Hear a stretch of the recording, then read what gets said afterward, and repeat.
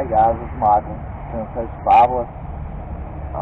People have been hassling me wanting new videos out, maybe there's some product reviews, just something that I guess people can sit around and watch and maybe learn a little something from, or just kind of see what's been going on with me. And I've been kind of plagued with problems with video cameras lately. Got my new camera in today. Need to get it out and try it out, make sure it's going to work the way I want it to. So in the meantime, I do something constructive and give you all a backyard review or two. And by backyard review, I mean literally I'm in my backyard. Hopefully we'll be getting some dirt time in next week, get some more intense videos out, maybe some how-tos on some things.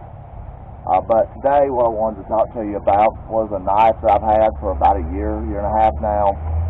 This is not a high-end survival knife. I would really consider this a budget survival knife. This is a Buck Reaper. The look of it really intrigued me when I first bought it. I really like the shape. I like the way it felt. It's made by Buck. They've always been pretty good knives. Not really known for their hardcore bushcraft or survival knives by no means, but they've been good everyday average man's knives for a lot of years. So I thought I'd give it a whirl. Talk about it just a little bit. First off, it's made out of 620 stainless steel. Stainless is not my preference for a survival knife, but the blade does seem to be pretty well. If high carbon is not necessarily anything you need, this could be the knife to use. Secondly, it has this powder coated surface on it. Again, I'm not a big fan of coatings, but we'll get to all that in a minute. Not sure what the materials are made out of. Looks sort of like Brazilian rosewood. I'm not sure, and Buck doesn't really tell you on their websites or anything, so it looks really nice though. You can see this one's starting to get some scratches and skins up spots on it. That's from use, guys. If you got a knife that looks like a showpiece, you're not using it. Let's start off talking about the sheath. Buck has really dropped the ball with their sheaths in the past several years. The knife, no matter how well I rated this knife, I'm going to drop it 10% because it's such a crappy sheath. It's literally nothing but a piece of thin nylon with a plastic insert. It does serve the purpose, I suppose. I don't see the sheath holding up under extreme conditions. Thankfully, I didn't buy this knife as my primary knife. I bought it to test out. I bought it to play with because I really like knives. I bought it because it was a affordable option for a secondary knife. Not like I really need a secondary knife, but the sheath, in my opinion, for a Buck knife, for a premium American-made knife, total crap. Now, with that said, the knife's not really all bad. As I said, the shape is excellent. It's got a little bit of a radius to it. Just a little bit of a roach belly on the bottom, just enough to give you a nice feel. There is a bit of I can't remember what they call it, like a finger groove where you can choke up on the knife a little bit if you need to get a little bit more detail work done. The thumb choil on the back, the jimping works real well to give you some real nice control over the knife. It's not shaped well enough to choke up on a lot to do really fine carving with, but again, it's not designed as a fine carving knife. It's more of a all-purpose camp or survival knife. Let's talk about some of the things I mentioned at the very beginning that I don't like. It is 620 stainless steel. As stainless steel goes, that's not bad. I just prefer high carbon steel as opposed to stainless. 1075 on up, 1095 is my favorite. I'm not going to get into all the reasons why. But if you know me, message me, I'll be glad to tell you why I prefer high carbon steel blade.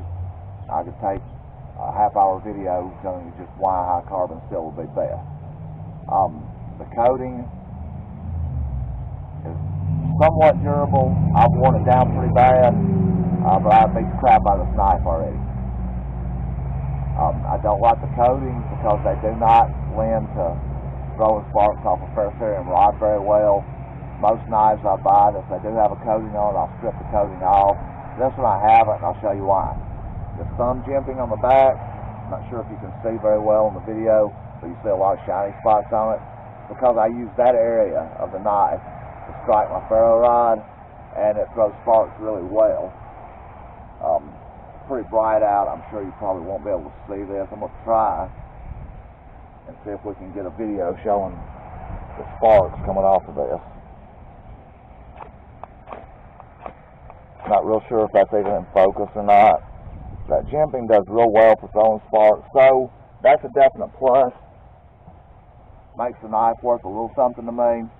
The edge is a typical buck convex edge, and I've got mixed emotions about that. I'm probably going to get crucified by condemning the convex edge.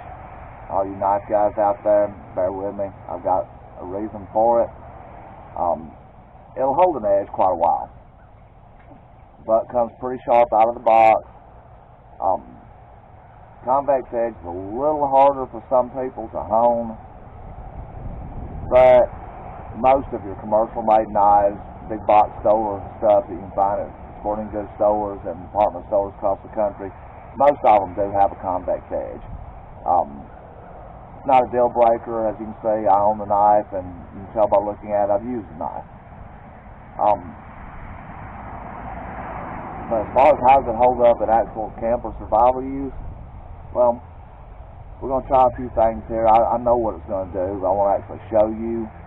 So let me get the camera readjusted, and we're going to hit some wood with this thing. Hold on just a minute.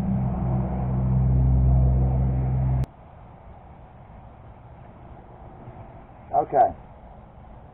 All I've got here, this is nothing really crazy. It's some seasoned firewood, just stuff we'd use in a campfire. But it is a little gnarly. It is a hardwood. We're going to baton this down just a little bit using the Buck Reaper. I'm not going to get into specifics of batoning. I'll do that on another video if you don't already know. I just want to say how the knife holds up on camera, because if it can screw up while I'm videoing, it will. Split that out pretty good. And bust this sapwood loose from the heartwood here.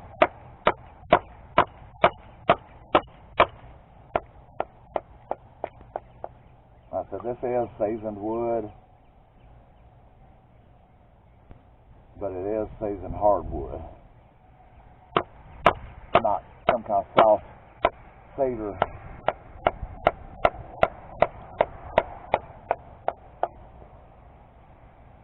As you can see, it does what it's supposed to do. The knife doesn't really feel as heavy duty as it seems to be. That may be because I'm actually used to high carbon steel knives instead of this lighter weight stainless steel knife. But a good high carbon steel knife capable of doing this kind of work is going to start at $100 and go way, way, way on up from there.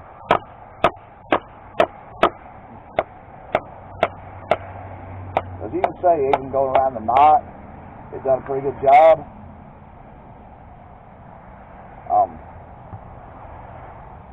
Now, as far as doing finer work like feather sticks, well, you gotta learn every knife trait. I cannot do a very good feather stick with this knife. It may be the convex edge, because I prefer a Scandinavian or a full flat grind. But I'm not sure how well you can see this. Once I get a few of these little curls, I'll get up closer to the camera. If you're really careful, it will do the work that you want out of it. Now, I'm also not the absolute best person for making feather sticks. I can make them functional. I can't make them look like a big giant chia pet.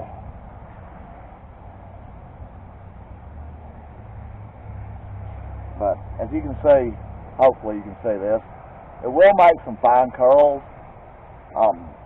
One of the big things that I always tell people I really like about knives, that has to be, just has to happen on my knives, is the spine has the 90-degree edge. This one isn't rounded off a little on the corners. Normally I would take a file and file that down to get a good sharp edges. So again, it will throw sparks off my ferro rod. But because there's thumb jimping on this, it's fairly sharp. And with that, you can make buzz sticks, get small amounts of shavings, if you can see this. That really aids in starting fires. You can see how fine that's actually scraping off. All in all, the Buck Reaper is not a bad knife if you are in the market for a go-to survival knife and don't want to spend triple digits.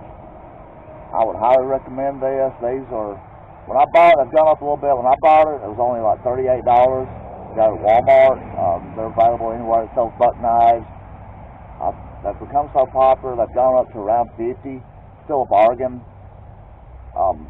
The sheath, you get what you pay for though. I mean, it is crap. But the blade is just fine. If you're going to use the sheath, then it may be fine if you're keeping it in your pack. Long-term heavy-duty use, wearing this on my belt, I'm probably not going to have much lifespan out of that sheath.